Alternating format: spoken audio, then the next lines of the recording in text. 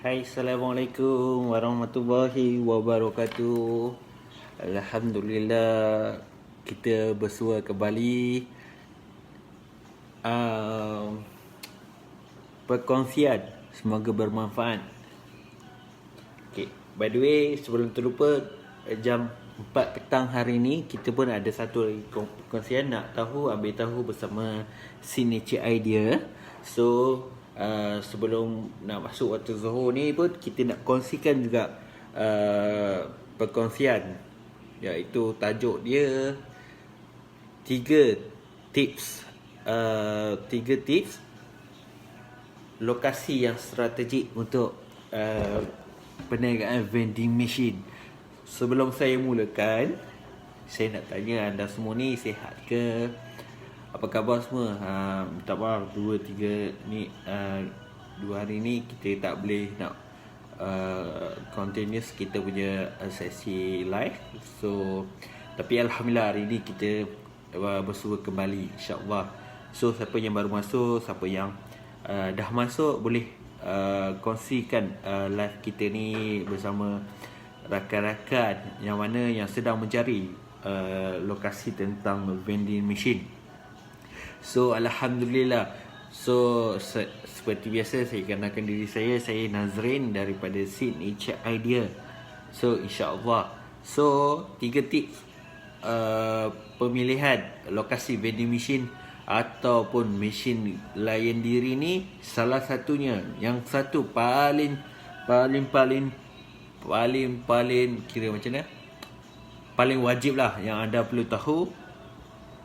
Lokasi vending machine ni wajib anda cari tempat yang mana beroperasi selama 24 jam atau senang cerita lebih daripada 12 jam ke atas.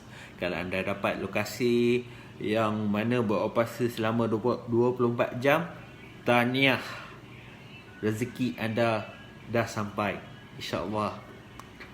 So kenapa saya cakap lokasi yang pertama, tip yang pertama, iaitu lokasi yang waktunya lebih panjang? Kerana kita kena faham, lebih ramai orang yang datang membeli dekat vending machine anda, lebih tinggi keuntungan anda. Boleh? Lebih ramai orang datang ke lokasi vending machine anda, maknanya lebih tinggilah anda punya sale bulan itu. So tahniah pada yang baru masuk. Assalamualaikum warahmatullahi wabarakatuh. So tip yang kedua, kita sekarang hari ni kita nak sharekan tentang 3 tips pemilihan lokasi vending machine. So pada yang baru masuk, tahniah anda, saya ucapkan, saya doakan anda semua dipermudahkan segala urusan. So tip yang kedua, iaitu anda kena tahu pemilihan lokasi vending machine ni di mana. Contoh saya cakapkan, kawasan-kawasan yang menunggu, maknanya kawasan yang crowded lah, kawasan yang tertumpu ramai orang. Contoh saya cakap di apartmen. Contoh di apartmen ni, contohlah saya cakap kan, di lobi, waktu orangnya tengah menunggu lift tu kan, maknanya andai kata lokasi vending machine anda di sekitar lobi tu, sementara mereka nak menaik atas ke rumah masing-masing kan, mereka nampak anda punya vending machine, menjadi asbabnya mereka hadir ke anda punya vending machine ni untuk membeli barang-barang yang ada dalam vending machine anda. So yang kedua, contoh, selain daripada lobi apartmen, pansapuri, semua lobi-lobi tu, anda juga kena tahu lokasi terbaik, lokasi yang strategik. Salah satunya adalah lokasi di mana? Di tempat orang yang menunggu. Contoh di lobi. So di lobi, contoh di lobi lah. Sebab apa? Macam saya cakap tadi, tip yang pertama adalah tempat yang beroperasi selama 24 jam kan. So lobi ni of course lah 24 jam tanpa henti, melainkan lobi tu terbakar ke atau lobi tu rosak ke, itu sebaliknya lah. dekat sini saya nak cakap tempat yang macam lobby, kaunter awam, contoh dekat car wash kan, tempat-tempat yang orang menunggu contohnya. So tempat-tempat tu antara tempat yang paling strategik yang mana anda boleh letak anda punya vending machine dekat situ. So insyaAllah itu yang kedua. Yang ketiga, anda kena cari tempat lokasi vending machine anda tu yang mana kadar sewa bulanan yang rendah. Saya ulang balik, kadar sewa bulanan vending machine anda tu rendah.